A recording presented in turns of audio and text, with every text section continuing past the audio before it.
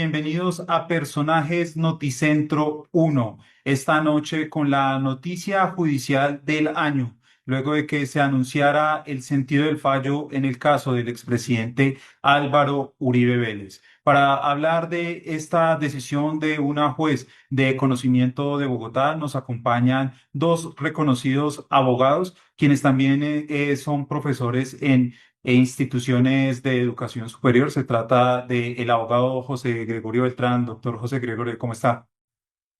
Muchas gracias, César, por la invitación. Un saludo al colega que nos acompaña y, por supuesto, a toda la audiencia. Muchas gracias. También saludo a esta hora al profesor y abogado Juan David Bassani, ambos expertos en derecho penal. Doctor Bassani, ¿cómo está? Hola César, buenas noches. Bueno, arranquemos con usted, doctor José Gregorio, que le pregunté primero. Expliquémosle un poco a la gente qué fue lo que pasó hoy.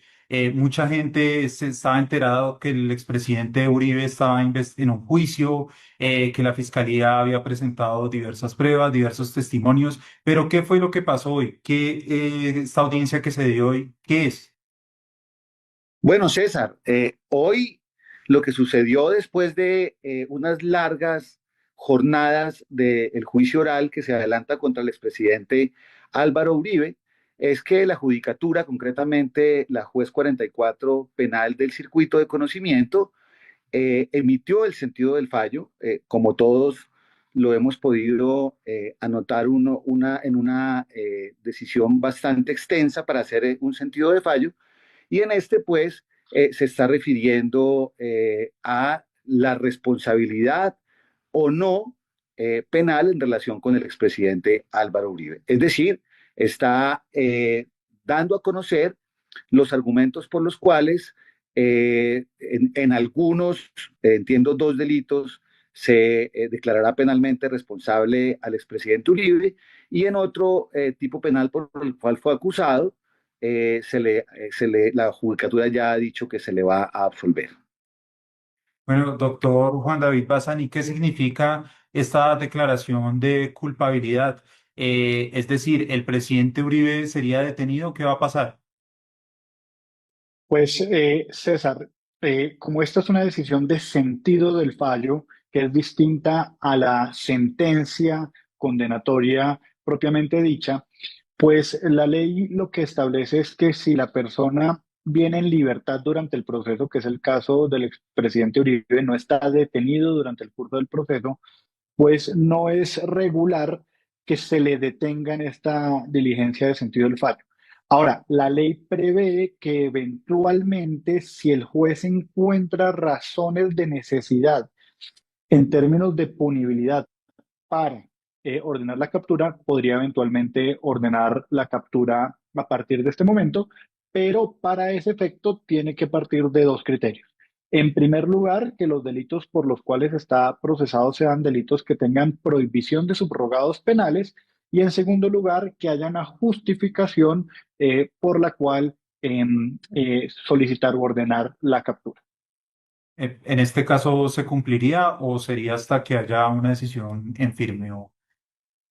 Pues en principio los delitos no están en el marco de la prohibición del artículo 68A, que es lo que decimos los penalistas. Y en segundo lugar, no parece que haya unos motivos necesarios para eso, en tanto el expresidente Uribe ha atendido el juicio de manera integral, pero será de la motivación del juez saber si ella lo va a decir de esa manera o no. Bueno, doctor José Gregorio, hablemos un poco de esos cargos. ¿Qué es un fraude procesal para que las personas entiendan este delito y el otro delito que es el soborno? ¿Qué significa estos dos delitos? César, en términos muy prácticos, el fraude procesal es un delito que se configura cuando una persona, mediante engaños, mediante artificios, induce en error a un servidor público para obtener una sentencia, un acto administrativo, una resolución que evidentemente se muestra contrario a la ley, justamente por esos actos o maniobras engañosas o artificios. Y básicamente lo que se requiere para poder condenar o para que se ajuste, se adecue esta conducta delictiva, pues es por supuesto un comportamiento activo de el sujeto que cometió, que se le señala haber cometido esa maniobra de inducir en error al servidor público. Debe haber una inducción en error, por supuesto, y alrededor de estos actos o de estas acciones, pues debe concurrir un objeto ilícito. Este delito de fraude procesal, además, no necesita que esté acompañado de un resultado específico. Basta que quien haya desplegado estos actos tendientes a inducir en error al servidor público haya, digamos que, realizado unas conductas potencialmente aptas para inducir en error, aunque ese error no se haya logrado materializar. Esto en cuanto al fraude procesal. Y en lo que atañe al soborno, concretamente al soborno, porque aquí hay que hacer una distinción, acá se habla de soborno, el artículo 444, un soborno, digamos, simple, que se da cuando se entrega o se promete una utilidad o un dinero a un testigo con el propósito de que éste falte a la verdad, y la otra modalidad de soborno que contempla también el Código Penal, el artículo 444A, que se desarrolla bajo el nomen juris o la tipificación de soborno en la actuación penal, que tiene como diferencia en relación con el anterior que pues este soborno se tiene que dar a quien fue testigo de un hecho delictivo con el propósito de que se abstenga de concurrir a declarar la verdad sobre los hechos que pudo percibir. Doctor Bassani, digamos, este es un caso que pues no se había visto, un expresidente vinculado ya formalmente a un proceso penal y ya juzgado y hasta condenado. ¿Hay algún antecedente en la historia reciente del país en el que haya ocurrido esto? Pues esa, la historia judicial de Colombia, ni reciente ni clásica, nunca se había juzgado a un expresidente de la República. Luego, esto es la primera vez en la que un presidente o un expresidente se sienta a la justicia penal y es condenado. Pero hay que decir una cosa que es importante. Al expresidente Álvaro Uribe Vélez no lo están condenando por hechos que él hubiera cometido en ejercicio del cargo como presidente de la República. De hecho, tampoco lo condenan por hechos cometidos como senador de la República, sino que lo están condenando por hechos cometidos como particular al haber, supuestamente en teoría de la juez de conocimiento, pues manipulado a testigos para que declararan en contra del senador Iván Cepeda, y haber tratado de engañar a la justicia y manipular ese proceso judicial. Esa es la opinión de la justicia colombiana en este momento y es por esos hechos que lo están condenando y las particularidades de los sobornos, pues como ya las ha explicado el doctor Beltrán de manera meridiana. Doctor Beltrán, precisamente el doctor Bassani hacía esa explicación. Digamos, el expresidente Uribe no está siendo juzgado por unos hechos que sean relacionados con su cargo como primer mandatario. Eh, ¿qué va a pasar ahora? Ahora, muy seguramente, la defensa del expresidente Uribe apelará a esa decisión. ¿Qué se viene ahora procesalmente? ¿A qué instancias puede acudir el presidente Uribe, el expresidente Uribe? Bueno, César, la decisión, como bien lo anotaba el doctor Bassani, hoy se está informando a través de el sentido del fallo, pues tendrá que ser leída en una fecha que seguramente hoy va a quedar definida y previo, por supuesto, a ello, se le tendrá que conceder el uso de la palabra a las partes para que se pronuncien sobre unos aspectos personales, familiares del expresidente Uribe, para que la judicatura los tenga en cuenta al momento de proferir su sentencia. Una vez proferida la sentencia, quienes estén en desacuerdo con la misma, que incluso, fíjese, podría ser no solamente la bancada defensiva, sino también la fiscalía, en tanto lo que se ha adelantado, lo que se nos ha anticipado por parte de la señora juez, es que respecto de uno de los delitos por los cuales fue acusado el expresidente Uribe, habrá sentencia absolutoria, Luego ello habilitaría también a la Fiscalía para interponer y sustentar en debida forma el recurso de apelación, pero siguiendo con la dinámica, pues el que se considere insatisfecho con la decisión puede apelar, presentar un recurso de apelación que se hará por escrito. La norma contempla que podría hacerse de manera oral, pero la práctica judicial y la práctica en el ejercicio del litigio, pues a lo que nos ha llevado siempre es a presentar y sustentar los recursos por escrito dentro de los 5 días.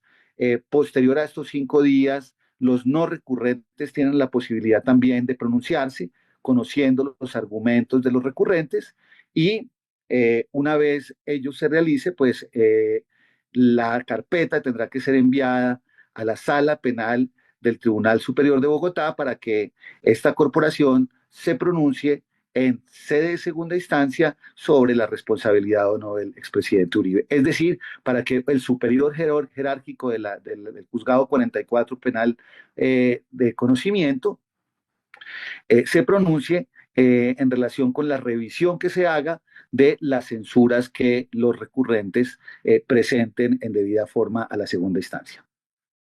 Doctor Bassani, hablemos un poco del proceso.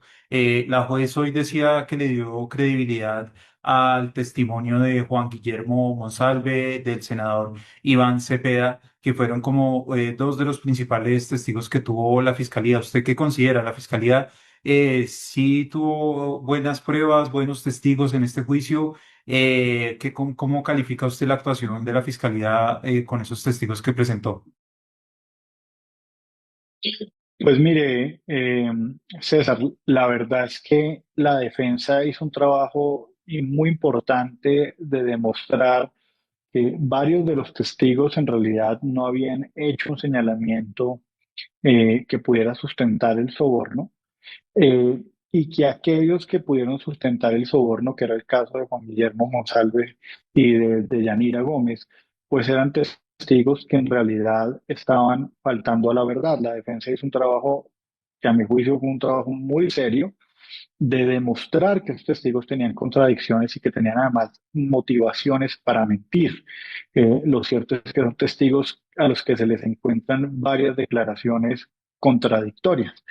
Eso en procesal penal activa una cláusula que es la duda razonable, y es que cuando un testigo no es absolutamente claro, las dudas que genera ese testigo se deberían interpretar a favor de la inocencia. Es por eso que tantos abogados penalistas de manera unánime pues elevaron la voz diciendo que aquí había un claro escenario de duda razonable. De tal manera que esos testigos dejan muchas dudas sobre lo que ocurrió.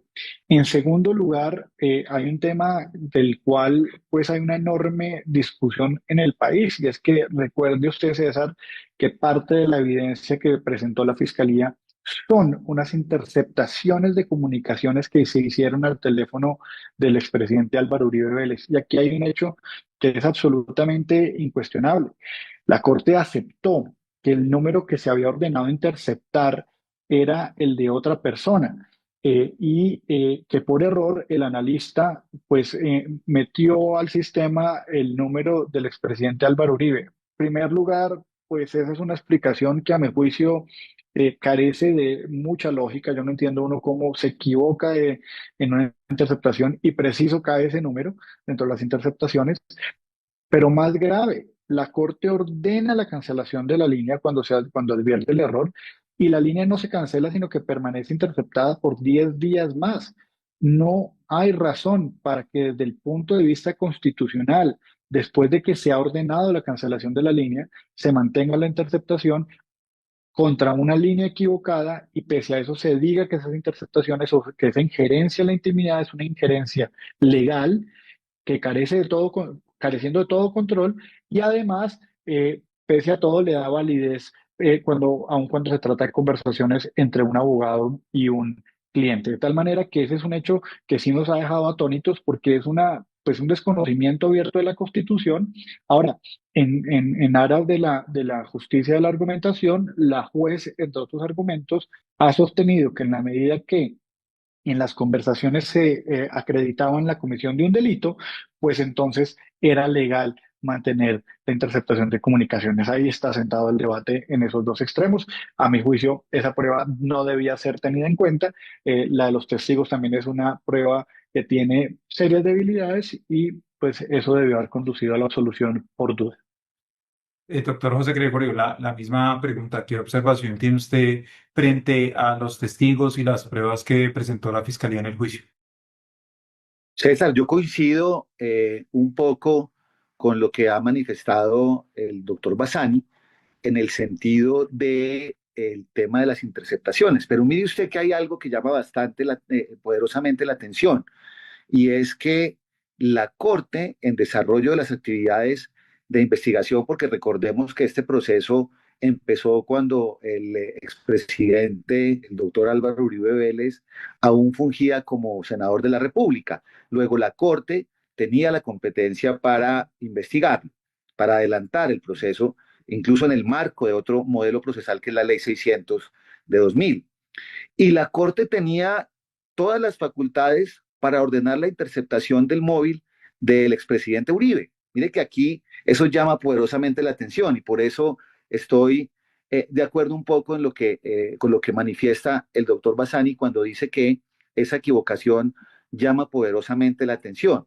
Aquí hay una tensión muy importante entre unos derechos fundamentales que a mi juicio no tendrían por qué ser menoscabados de ninguna manera. Y es que en lo que tiene que ver con las interceptaciones entre las comunicaciones entre abogado-cliente, pues me parece un poco apresurado y descontextualizada el ejercicio de ponderación y la argumentación expresada por la señora juez cuando alude que lo que se estaban fraguando eran actividades delictivas, lo que se estaban era cometiendo delitos y que ello entonces relevaba de la obligación de mantener esa reserva en las comunicaciones entre abogado-cliente. Y este será seguramente uno de los temas de los cuales tendrá que ocuparse el tribunal en segunda instancia, que repito, generan una tensión de derechos fundamentales que sin duda tiene que ser resuelta por el tribunal, precisamente porque todos estos temas fueron objeto de, no solamente del juicio, sino de los alegatos. Incluso entiendo que en sede de la audiencia preparatoria se postularon estos argumentos y por eso la señora juez hoy se pronunció sobre ellos. Así es. Bueno, doctor José Gregorio y doctor Juan David, muchísimas gracias por acompañarnos esta noche. Doctor José Gregorio, buena noche. Muchas gracias, César, por la invitación. Buenas noches para todos. Doctor Juan David, muy buenas noches y muchas gracias por acompañarnos. César, a usted gracias por siempre consultarnos y al doctor Beltrán por la generosidad de compartirnos sus comentarios. Buenas noches para todos y gracias por el espacio. Y tras escuchar a estos dos abogados y profesores universitarios, ahora la pregunta es para los televidentes. ¿Ustedes consideran que la condena contra el expresidente Álvaro Uribe es justa o injusta? Es la pregunta que podrán contestar a través de nuestras redes sociales y nuestra página web. Sigan con Noticentro 1. Resultados al sondeo del viernes. Luego de escuchar las declaraciones del defensor del expresidente Álvaro Uribe Vélez, ¿ustedes creen que el expresidente es inocente o culpable? Culpable 61,7%, inocente 38,3%.